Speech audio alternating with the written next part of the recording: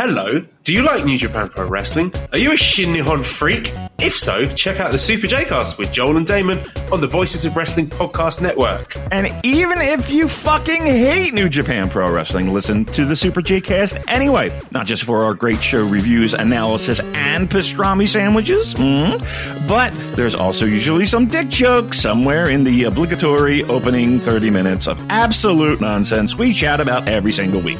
That's the Super J-Cast for all the best talk about New Japan Pro Wrestling, crisps, and pornography. This podcast is a member of the Voices of Wrestling Podcasting Network. Visit voicesofwrestling.com to hear the rest of our great podcasts, as well as show reviews, columns, opinions, and updates across the world of wrestling. Welcome to Jumping Bomb Audio.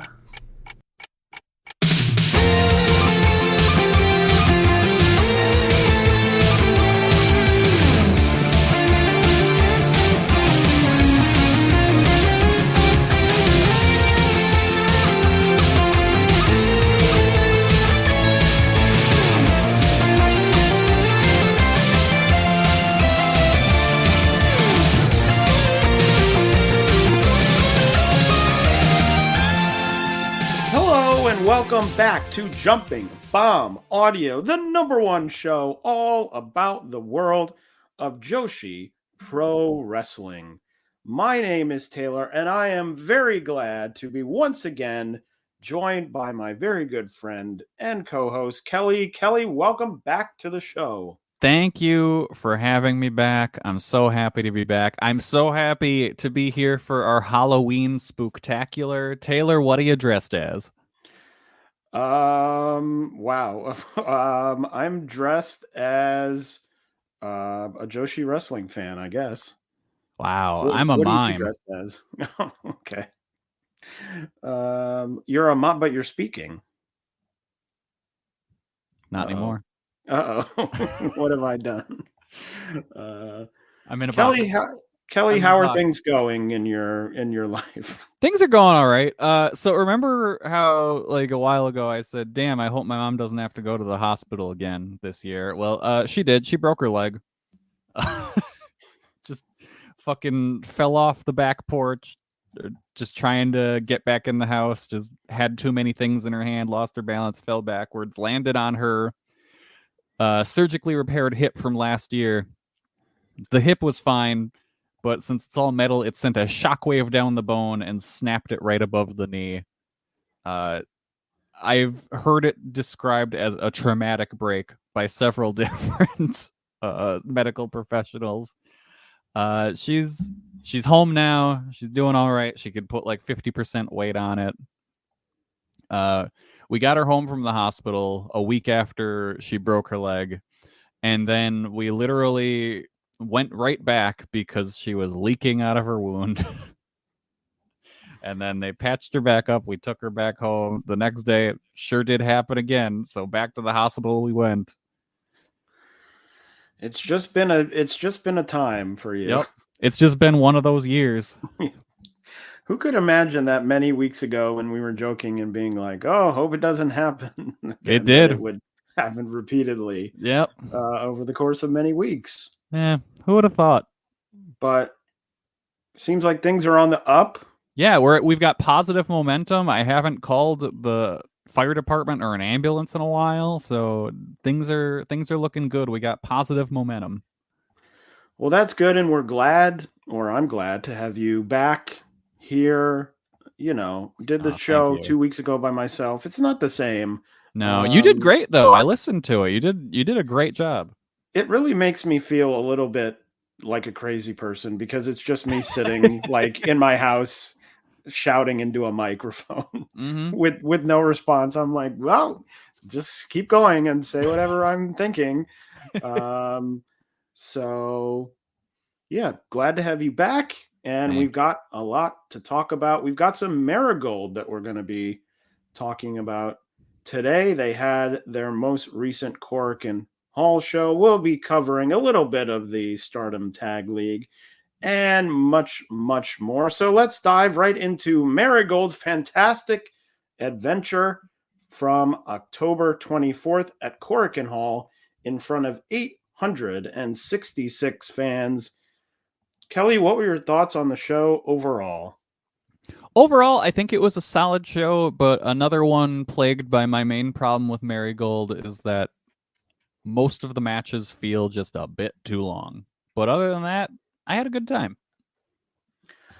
I actually really liked the show. I think I sort of went in with low expectations, and I think there were still some things that were not wildly great for me. I thought it was a really solid show.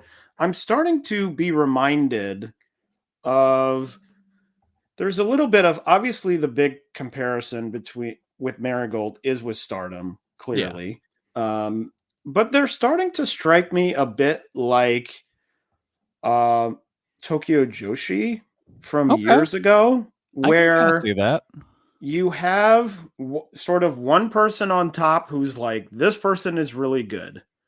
In Tokyo Joshi, that was always Miyu Yamashita, I should say. Here it's Seri. You had a few people sort of sprinkled in that were like, oh, these people are pretty good. They could get better.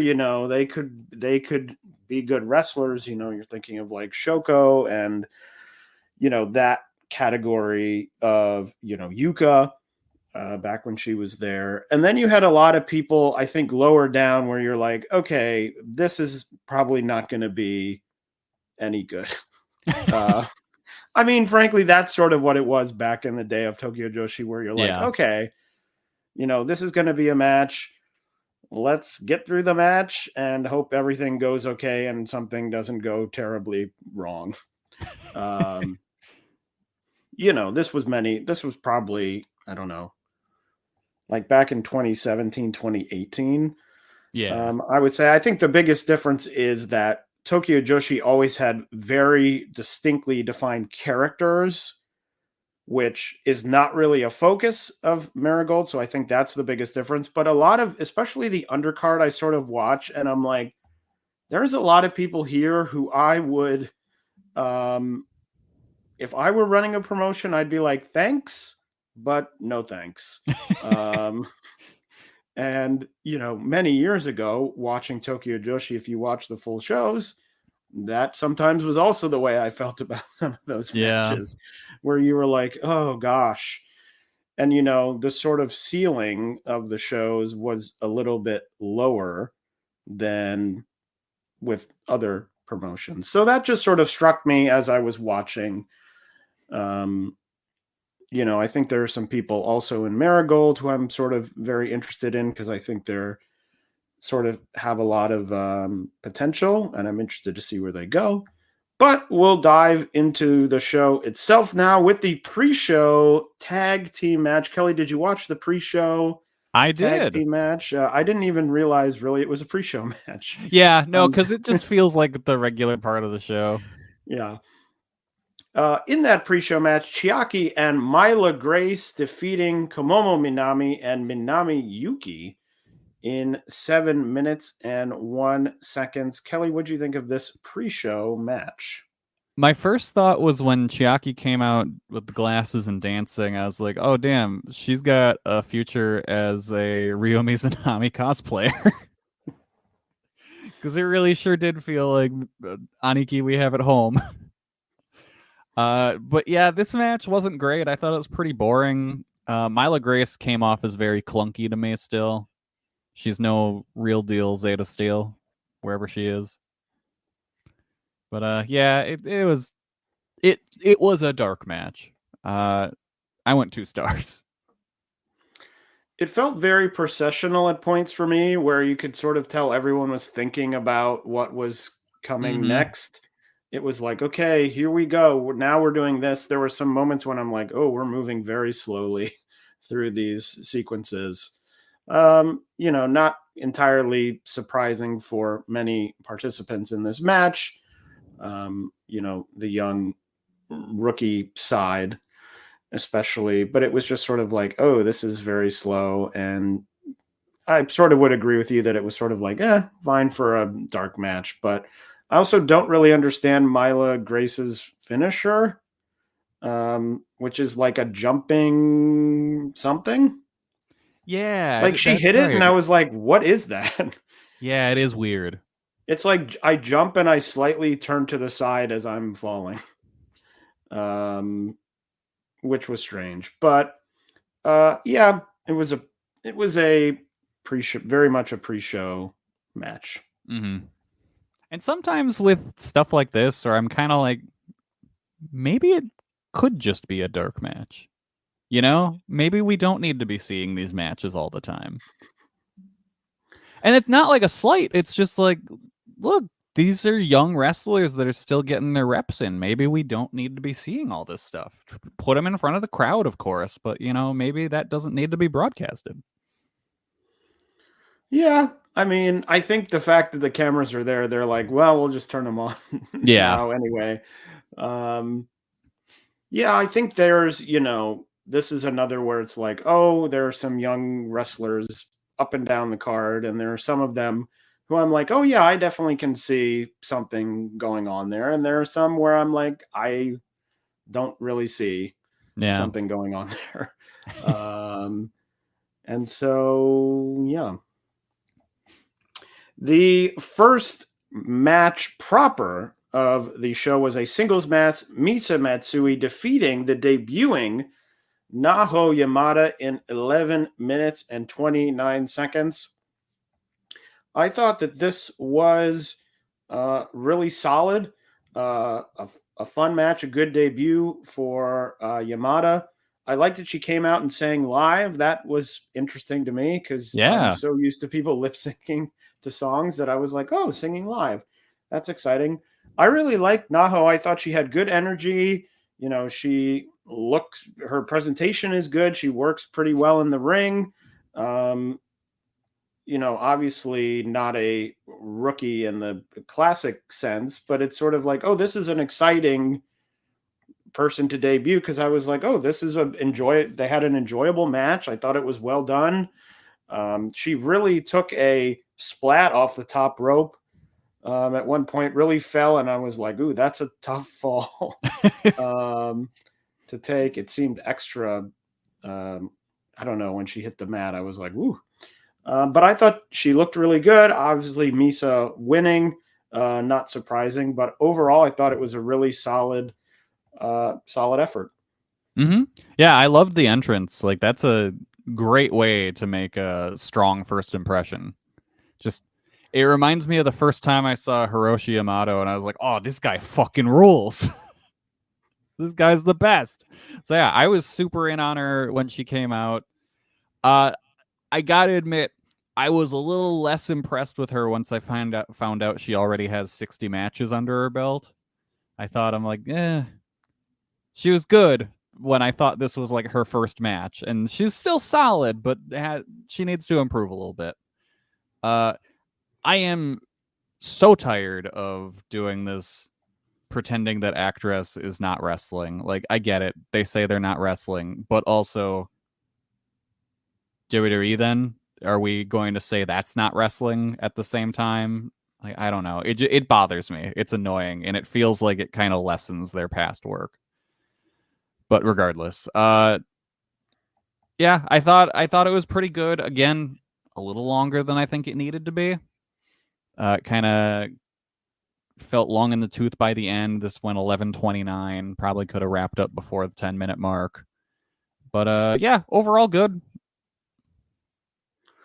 Yeah, I sort of understand the thing with actress girls that they're like, we've never wrestled before. We only do entertainment wrestling, or whatever the official term is. I mean, to me, I'm just sort of like, yeah, whatever. Yeah. And talking about how none of them have profiles in the year-end yearbook or whatever they call it. I was sort of like, okay. I guess to me, I would, especially with where this company is situated now, I would much rather have people debut like this and be like, it's their debut when they've wrestled 60 matches, than trotting out these like low-level rookies. Yeah. Because as I've said before, I'm like, it's sort of not what the company needs, because the company really feels like it's missing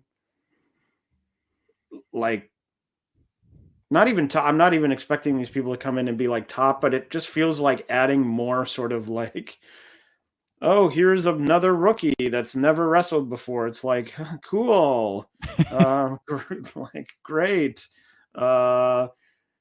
Like, at least with this, I'm like, okay, they're debuting and they have some semblance of skill where they're get in the ring and I'll be like, okay, they might not be perfect, but I can at least sit here and be like, okay, they'll have a, enjoyable enough match, as opposed to some of the rookies who I'm like, oh, I'd rather not, as you were just talking about, being like, put them in a dark match and don't show me the dark match. Like, I would not say that about Naho. I don't think she's I wouldn't a perfect either. wrestler, but I think she's perfectly suited to, wrestle on these cards. So I don't know. It's just weird. It feels like the company needs to bring in like 2 or 3 like wrestlers just to They need more freelancers. People on the card, like just to have people on the cards. Yeah. Um, Like, honestly, they should be like, hey, Colors, come work with us for a bit. Or something, they got Nagisa Nosaki. I'm like, you can't find anyone else Yeah. that would do it, but I don't know what the behind the scenes politics is. So True. But yeah, I thought it was a perfectly fine, opening match. I think part of it is also that I've sort of adjusted to the fact that all the matches are too long.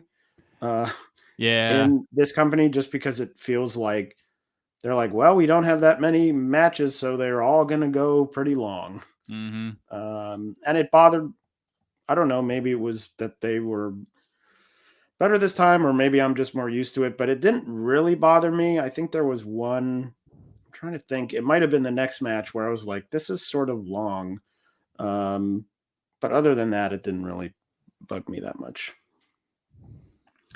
Speaking of the next match, it was a tag team match where the team of Koke Amare and Utami defeated Chika Goda and Rhea Seto in 11 minutes and 48 seconds. The Twin Towers on opposite sides of the ring, which would, I guess, you could say, come into play after the match. As to the match itself, it's another one where I could sort of see the clunkiness with the younger wrestlers. Probably good that Utami was in here, but there was like a pin, like a roll-up pin where Koke very weirdly got ready for the pin, stopped, and then went into the move. And I was like, oh, this is awkward. Oh, yeah, that was weird. It was like, oh, what's going on? So there's still those moments of, I think people are improving. I think Koke is improving, but there's still those times when I'm like, oh, they're still sort of not at that level yet, which especially is odd as to what happens later in the show with challenging for the tag titles. But it's just sort of like, well, they need bodies to have matches. Yeah. So, yeah, I mean, I didn't think it was a terrible match, but it was sort of the match. I think it was the most forgettable match on the show, and didn't really stick out to me all that much. Yeah, I think Koki is definitely getting better. The tag team with Utami has definitely helped her. I thought the match was pretty solid. I still don't think Rhea Seto is any good, but I thought Chika Goto did well enough to kind of hold up their end of things. So I liked it. This is my favorite match so far. I went 3 stars on it, so that's something. And then Chika Goto announced she's going away for a month. Yeah, it was very weird because as it seemed like she was retiring forever for a second. Correct, because on English commentary, it happened very slowly where she got on the... I was first of all confused because she got on the mic and they're like, Chika Goto is injured. And I'm like, she is? She just wrestled for 12 minutes. Like, And they're like, well, she's injured and she's leaving Marigold. And I was like, oh my God, this is like crazy. She's retiring. They're like, yep. She's leaving Marigold and she will be gone for 1 month. Like, it was so drawn out where I was like, oh my God, she's like retiring right now after wrestling a match and then being like, I have to leave. I'm injured. just there's something very strange about the whole thing, because then they had the conversation with Koke where it's like, go out and do your own thing. Yeah, do what you want. And then everyone, like, I feel like we were missing something in the translation because the crowd sure thought all of it was very funny. But it was like, do your own thing. And it was like, okay. And I was like, oh, maybe she'll like challenge for the United National title or something. But then she just challenged. It was like, our tag team is not happening for the next month. Go do your own thing. And her own thing is like, well, I'll just find the person closest to me and I'll do another tag team and we'll challenge for the titles. It just was presented. I think part of it was probably lost in translation, but it was just presented very strangely. Yeah. Because yes, I had the same exact thought where I was like, oh my God, she's retiring. And she's announcing it after this match. But I hope she gets better. I hope whatever injury she has, I don't know if it was officially announced, but I hope she gets better and comes back soon. So, yeah. The next match was a singles match, and it was Kelly's favorite kind of match. A passion injection match. A passion injection match round 2. Passion. Passion. Passion. Passion. As Nanai Takahashi defeated Naomi Ishikawa in 11 minutes and 50 seconds. And I have to say, I sort of thought this rocked. Yeah, I had a good time with it. It was one of the first passion injection matches where I was like, yes, this is a passion injection match. Yes. Where you're like dragging your opponent around, you're like repeatedly slapping them in the face, you're giving them a shoot headbutt at the end of the match. Like, I'm like, that's passion injection. I could see you could get some passion injected this way. Mm-hmm. You know, I think the biggest problem of the match is that now is still not very good. Yeah. As a worker, you know, it was helpful that her strikes, which look so soft, you know, Nanai spent at least part of the match no selling them, which I was like, okay, that's good. Because they don't look very painful. Like, I went 4 stars though, because I just thought it was like, I'm dragging you around, I'm hitting you with, you know, knocking you into the chairs on the outside, I'm bringing you back in, I'm sitting on you and slapping you in the face. I was like, yes, this is passion injection. This I can get behind. Yeah, this is what they always should have been, because it was previously just, she's having a match. Like, it's just always just like, oh, I'm going to inject passion in you. And then they just have a very middle of the road match. Whereas this felt like she was trying to teach now a lesson. And it's like, cool, perfect. Just keep doing this. Like, these two are going to win the tag belts. Like, calling it now. That's happening.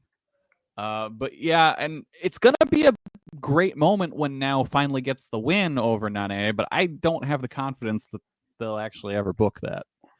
So I don't know. But yeah, I really enjoyed this. I thought it was very good. I went 3.5 on it. The next match was our first of 4 title matches. It was for the Superfly title, and the champion, Natsumi Shozuki, retaining the Superfly title against the debuting Hummingbird. Starlight Kid we have at home. 9 minutes and 33 seconds. Kelly, what did you think of this match? I suppose I'm much higher on it than Cage Match is, because Cage Match did not like this match. I thought Hummingbird came off as like a pretty fun gimmick, just doing some cool stuff. I really wish they hadn't both gotten rocked on that dive off the stands, because I was enjoying the match up until that point, and after that it kind of just all fell apart. So I would like them to run this back, and when they're both at full strength. That was my biggest note, which is that they did that move off the stage that looked legitimately like Hummingbird just shoot power bombed herself onto the floor. Like, I was like, what? The first time because I rewound and watched it again, and I was like, is it supposed to be a power bomb? But I was like, no, it's supposed to be like a head scissors that they just missed, and Hummingbird went straight down on her back, and I was like, oh my God. I have to say, really got a laugh out of me when Hummingbird Tai Chi'd her pants off during her intro. Really made me laugh. It really took me by surprise because she really like did the whip and like threw him into the crowd, and I was like, wow. Yeah. That was wild. I thought it was a fine match. I probably also thought it was better than Cage Match said at 3.26 out of 10, which is pretty low. Yeah. I thought they were probably too ambitious overall. And there was a lot of messy, iffy stuff. I mean, Shozuki like going to the top rope and then weirdly falling off the top rope. So it just seemed like, between the mistake on the outside, which probably hurt both of them to some degree, that did throw it off. But I could sort of see like, and Shozuki's had other matches I've enjoyed. So, I don't think it's terrible. I think it was just something where it just sort of, what they planned didn't really work out in any way. Yeah. Because I think they both got a little concussed, to be honest. I know Hummingbird full on did get a concussion from what I think I recall seeing. And Shozuki might have had a little bit too. The almost falling off the top rope made me think, I'm like, I don't know about this, but so I give them a lot of rope here where it's just like, I don't think it was a travesty or anything. Like they were both hurt and they worked through it. Yeah, I think that's a good, summary. It wasn't a disaster. Yeah. But it was clearly like, things didn't really go to plan. But Shozuki did win, and after Misa Matsui came out to challenge for the Superfly title, that will be happening in the upcoming week, which we'll talk about in the upcoming show portion of this episode. But the next episode was a twin star title match. The champions Mai Sakurai and Mirai defeating the super rookie team of Kazuna Tanaka and Victoria Yuzuki in 15 minutes and 25 seconds. Kelly, your thoughts on this match? First off, I really like this Tanaka and Yuzuki team.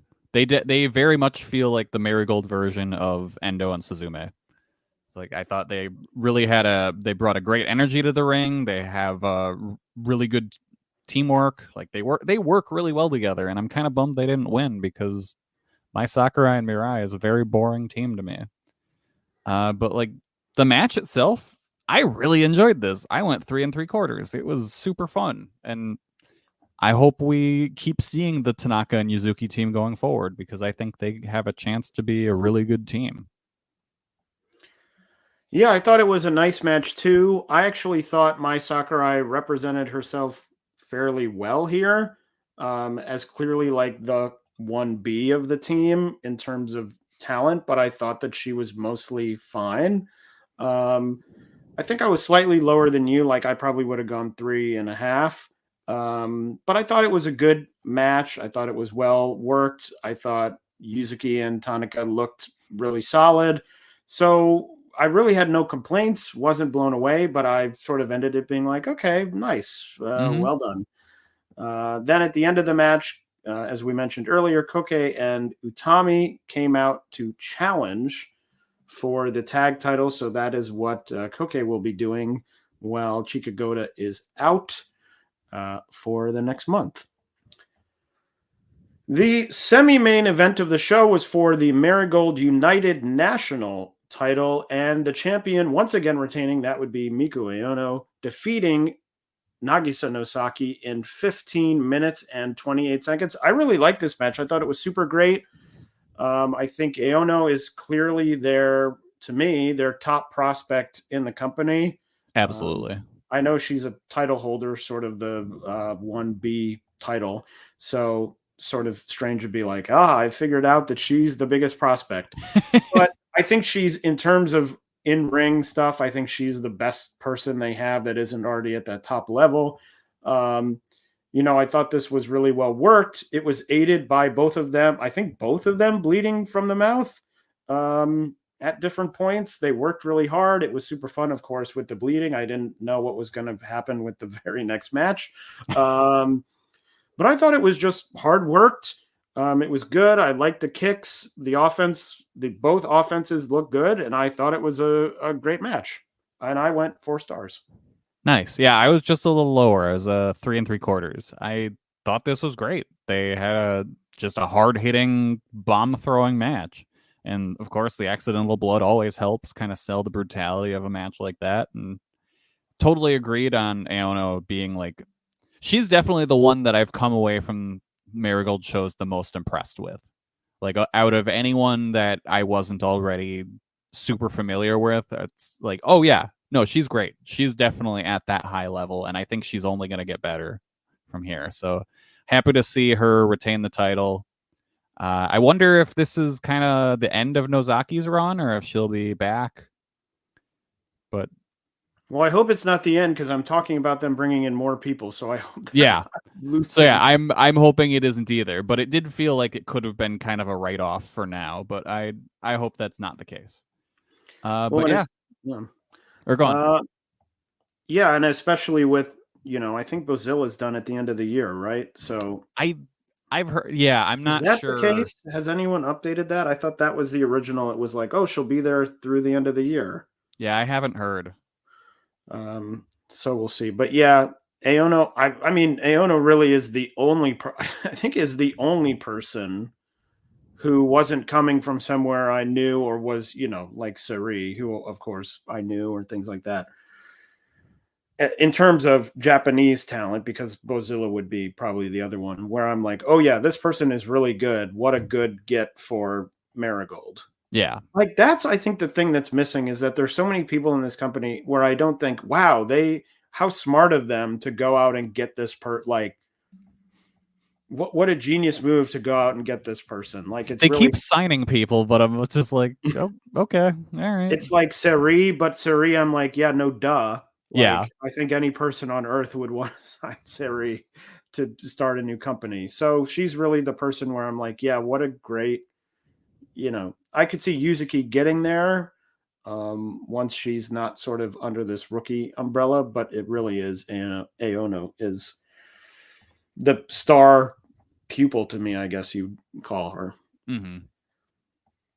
And then finally, the big main event was for the Marigold World title, and making it a champion sweep. Sari successfully defending her title, defeating Bozilla in 18 minutes and 47 seconds. Kelly, what'd you think of the main event? This was fantastic. A match that had juice in the literal and figurative sense. Bozilla was so great here as just this unbeatable giant beating the absolute shit out of Sari, who just started bleeding like crazy. I wonder if it was hard way or not, because she cracked her in the head with one of those chairs pretty good, so I could see it being either way. But it was just so great. They beat the shit out of each other, worked stiff from the word go and never let up, and just, god damn it, Sari is having such a great year. 4.5 stars on this. So this ruled. I think it was not hard way, because I think in that moment they went away, like Bozilla walked away and did something and the camera followed, and then they came back and it was like, oh, she's bleeding, which feels very much like okay, I'm sense. Walking over here so you can bleed, and so the camera isn't staring directly at you while you do it. I don't know, maybe I'm wrong. Bozilla, I think, still very much a work in progress. There are some things, like many people on this roster, that she does that are very clunky, but I think what we said really from the get-go was that she understands the character stuff, and so I think that was very strong, and especially in a match like this where it really is defined sort of not so much by the character, but like what the story is in terms of like, I'm the big insane giant who's beating you up. I think it worked really well. If it was not Hardway Blood, I think that it would be an interesting place for Marigold to live, because in terms of, if you consider Marigold sort of one of the 3 big Joshi promotions, obviously Tokyo Joshi doesn't do any blading, and neither really does Stardom.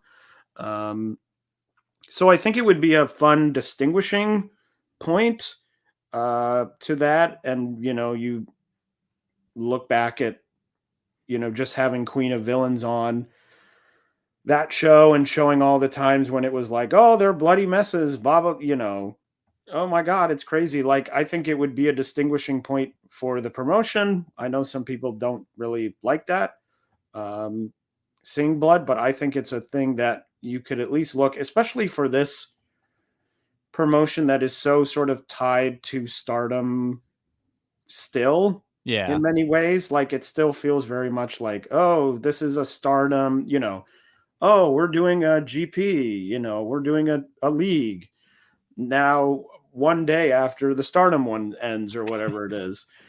It's like, this would be a good way to be like, no, we're not like them because we're wild and crazy and people will bleed all over the place. And that, I think would be an interesting distinguishing point for the promotion. I really liked the match. I went 4 stars. I wasn't quite as high as you, but I thought it was a really good match.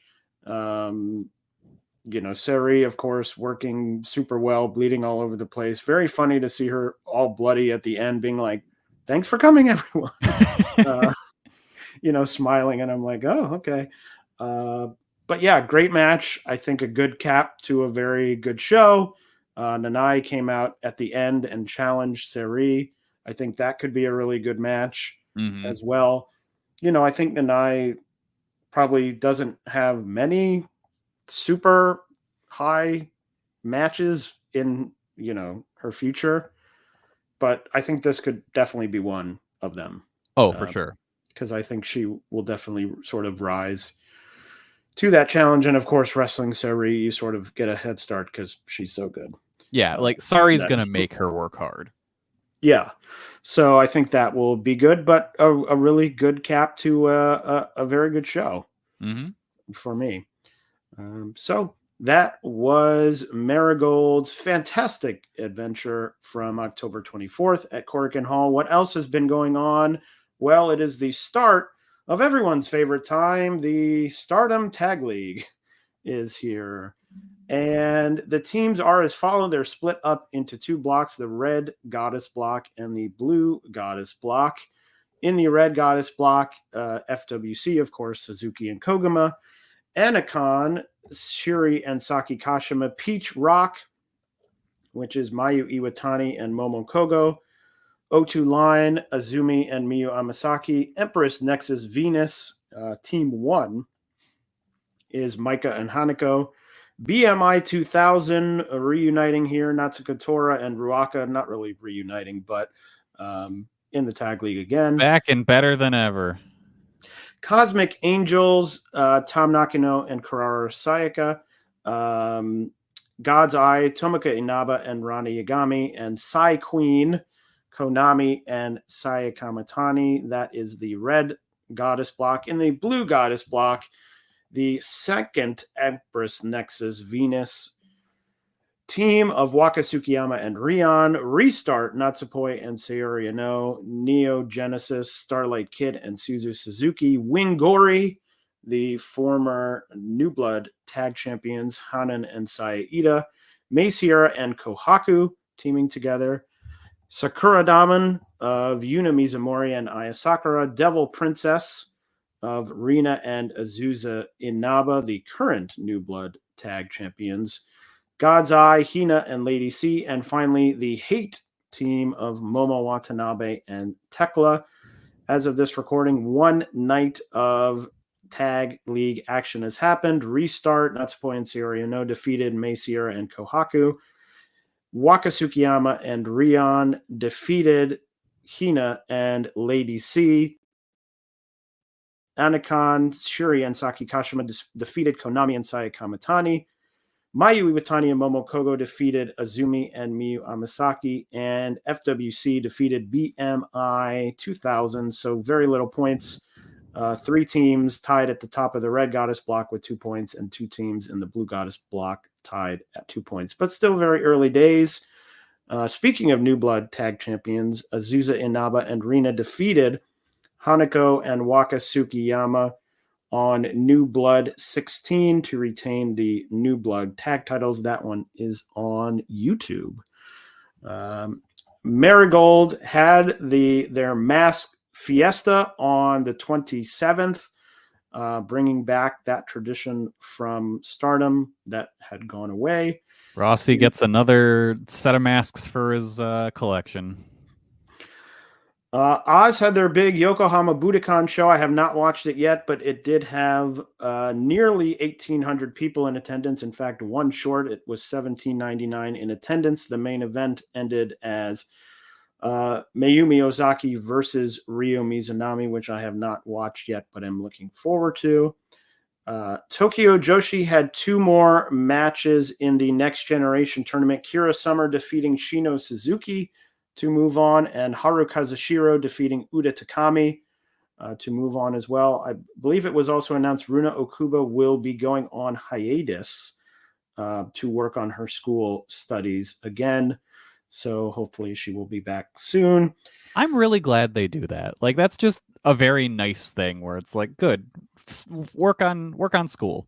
We'll be back. We'll be here when you get back. Like that. Yeah, and you've got plenty of time. They're essentially children, so yeah, there's no rush. Yeah.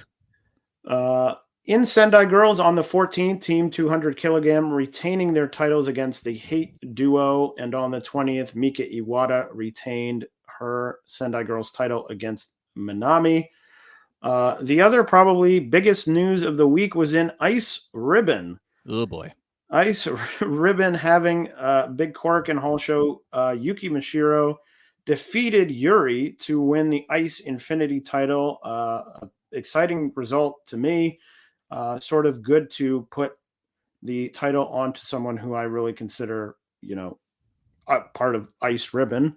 An Ice Ribbon person. Unfortunately, right after the show, Mashiro came out and said that essentially no one in the company can get in touch with the president of Ice Ribbon because he is in the hospital, and that they have not been getting paid for the shows, which was confirmed by Mifu Ashida on Twitter.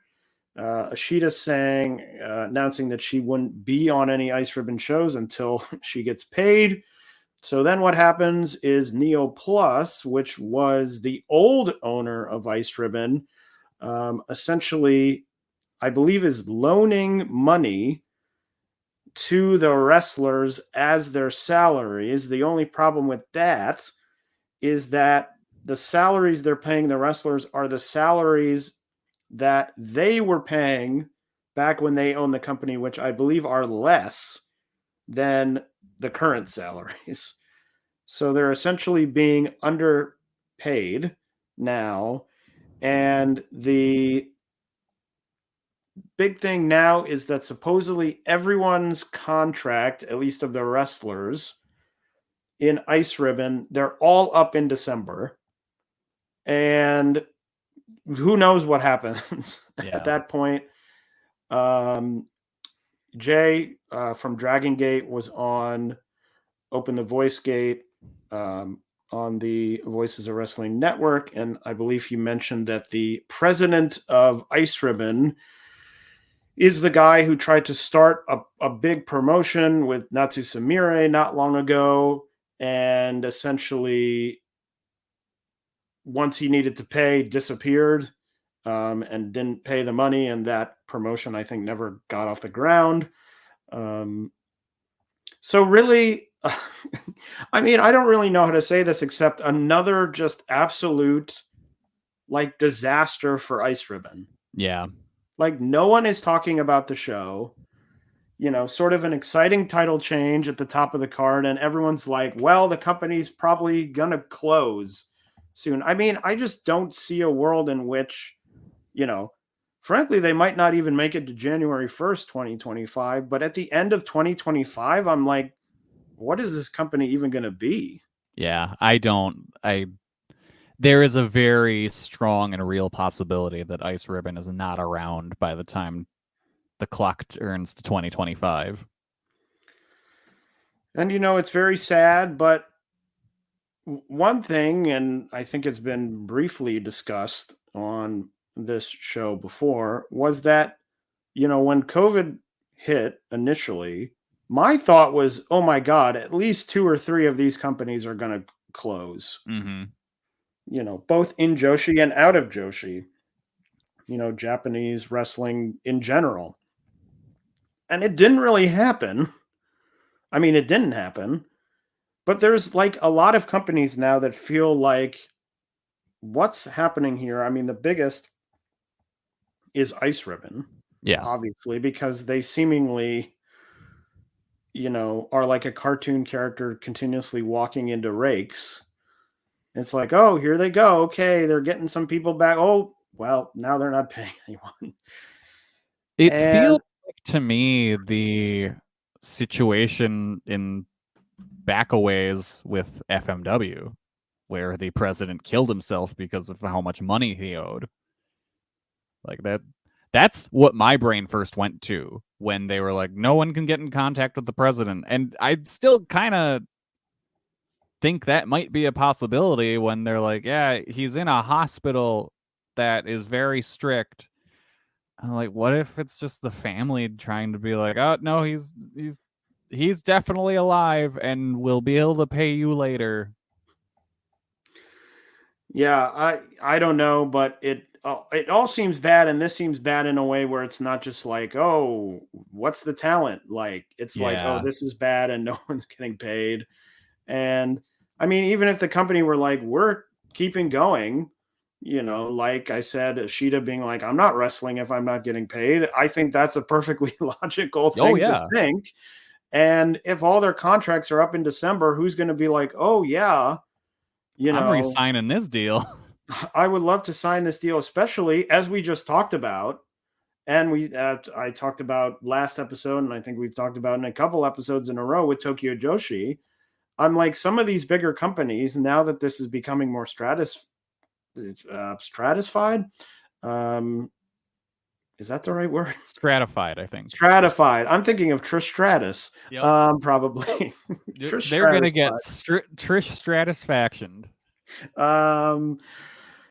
And if I were Tokyo Joshi or if I were Marigold, I might go to some of these people and be like, hey, you want to come wrestle here? We'll pay, Yeah, for sure. We'll pay you every week. You'll probably get paid more than you're getting paid at Ice Ribbon. I don't know if some of these people are people who are like, well, I don't want to wrestle full time in that way. That's certainly possible, but there are people who need it. It's not like the 3 companies are like, well, our rosters are totally good and full. We don't need anyone else. They sort of do need other people. And, it would be a bummer to lose a promotion, especially a promotion that for many years I really liked and for many years looked like they could be a real, not at the top because they don't really have the backing, but could be a very solid, like independent number 4 Joshi company that now that feels like it's 1 million miles away. Yeah. From even being possible in any world. So, and they've got a lot of talent on the like the roster is very talented. They have a lot of good people. We haven't even really talked about Ibuki Hoshi, who just had her kid and who could come back at some point, who's very good, who's also very good. So we'll have to see, but I think overall, just sort of a bummer. Much more of a bummer than, I think of somewhere like Seedling, who lost Arisa, and it's sort of like, what is this company doing now? Just sort of running random shows once a month. I guess that's fine, but that's a very different situation than, oh, no one is getting paid in our company and all our contracts are up in 1 month. Yeah. And also one thing I thought of was the venue, like the dojo. Like it's not just them that run it. So like what'll happen to that? Will someone buy it? Yeah, I mean, I assume it'll get liquidated, but will it go to another wrestling company, or will someone else will it just become like a convenience store or something? Yeah, I mean, we'll have to see. It's all up in the air, and I'll also a venue that housed some of the best women's matches to happen in AEW history. That is true. Maybe AEW should buy it. Yeah. And do something. Yeah. Yeah, but I will say, I guess on the other side is that I feel like I have been on here a couple times and been like, well, Ice Ribbon is totally fucked now. And they seemingly keep going. So I feel like this maybe I'm wrong. The fact that the champion is coming out and being like, no one's getting paid, I think this might be the final nail. Well, especially after you're like, I won the title. Oh, by the way, I'm not being paid. Yeah. Yes. No, I do agree with you. I'm just saying, I'm just sort of playing devil's advocate in that I've been on here a couple times thinking, oh, Ice Ribbon is totally doomed. And Or Joshi, Vince Russo is in the back rubbing his hands together like, this is the great angle. Oh, bro, this is so good. Yeah, because when I'm watching Ice Ribbon, I really get stoked thinking, oh, these wrestlers are working unpaid. We're working that basketball team. We're working Neo Plus. It's going to be great, guys. So good luck to Ice Ribbon. I guess that's all I can really say. Mm-hmm. I hope the wrestlers get paid. Yeah, frankly. Good luck to the wrestlers. Because ultimately, the company itself, it can go away and be resurrected as something else. But like ultimately, I just want what's best for those wrestlers. Yeah. And I mean, they deserve to get paid, of course. And yeah, hopefully they will soon. Marvelous had a show on the 27th. Meiko Satomura was on that show and went to a time limit draw with Takumi Iroha. The big news on that show is Mio Momono and Yurika Oka defeated Team 200 Kilogram to win the AAAW tag titles. So a big title change on that show. What's their team name? It's like Peach Banana something. No, it's Banana. Hold on. Momo. I never remember, but it's got banana in it. Yeah, it's something insane. The name of the team is Bob Momo Banana. There it is. Okay. Which I'm like, of course, I can't remember that off the top of my head. And Kelly, what has been happening in the? I guess is this the first time we've had an episode together where they have officially now been called only Choco Pro? I think so. And this is kind of an old show. This is Choco Pro 400 Night 2 back on the 5th that I just wanted to talk about because I wasn't around to talk about it last week. The main event was the Super Asia title match. Mei Suruga successfully defending her title against Sayaka.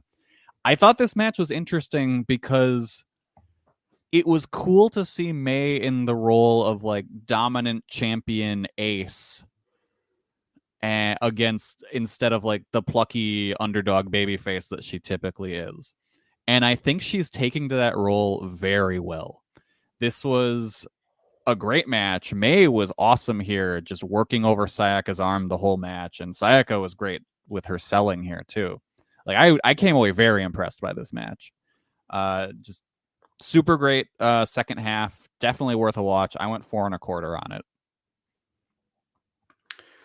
Well, that is everything that has happened in the last 2 weeks. Before we talk about what's coming up, of course, we have to discuss the Joshi Fantasy League standings as we fly towards the end of the year and the end of the first year of this league.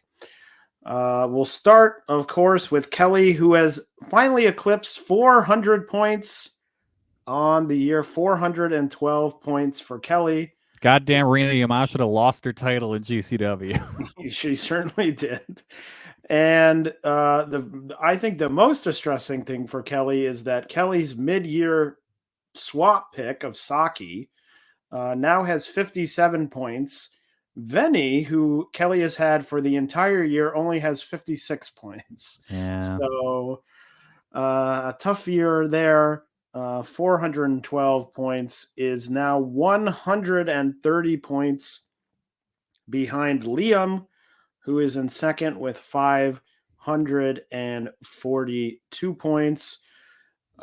Getting big help from, of course, Unagi, Aoi, and Seri with the title victory against Bozilla, getting some points, but still leading by 80 points, up over 600 points. That would be me, yours truly, with really the big vote getters, or the big point getters, I should say, of you big vote getters of you at 175, Miyuki Takase at 146, and Saya Kamatani at 115 points.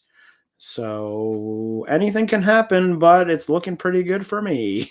I'm excited to draft for next year. All indie scummers. That's all I'm taking. I think the thing we learned is you really need quantity. It's really all about quantity. Yes. But now I'm like, oh, my secrets have been exposed, so all the wrestlers I picked are going to, get stolen out from under me. Maybe I'll make up a rule that as the winner, I get to keep my whole team. I think we should be able to get to keep one. We get one keeper. Yeah, I think that's fair. Well, we'll figure it out. Yeah. But that's for next year. But what's coming up in the next 2 weeks of Joshi? Well, of course, Stardom is continuing their tag league. That will still be going on. Oz Academy has a show on November 10th. Nothing has been announced for that show yet. Tokyo Joshi has a show on November 3rd. That will have Wakana Uehara versus Chika Nanase in the Next Generation tournament. That seems like a fairly obvious Uehara win as the winner of last year's Next Generation tournament. Kelly, do you think that she does a twofer? Yeah, I think she goes back to back. Okay, interesting. I'm just thinking, I'm like, maybe she doesn't, but I'm like, who would beat her? Yeah, I don't think there's anyone. I would go Wakana again. And then the big Tokyo Joshi show of the next 2 weeks is on November 9th, and it is in the United States of America with DEFY, a joint show with DEFY over in the Pacific Northwest. The show is called Bright Eyes, and the card is as follows. Rika Tatsumi will team with Amira to take on Daisy Monkey, Suzume, and Ariso Endo. Yuki Kamifuku will take on Wakana Uehara in an all Tokyo Joshi match. And then I believe someone said it on the Discord. So sorry I'm stealing this and not giving you credit. But walking through the slightly discouraged door is Rebel Kell.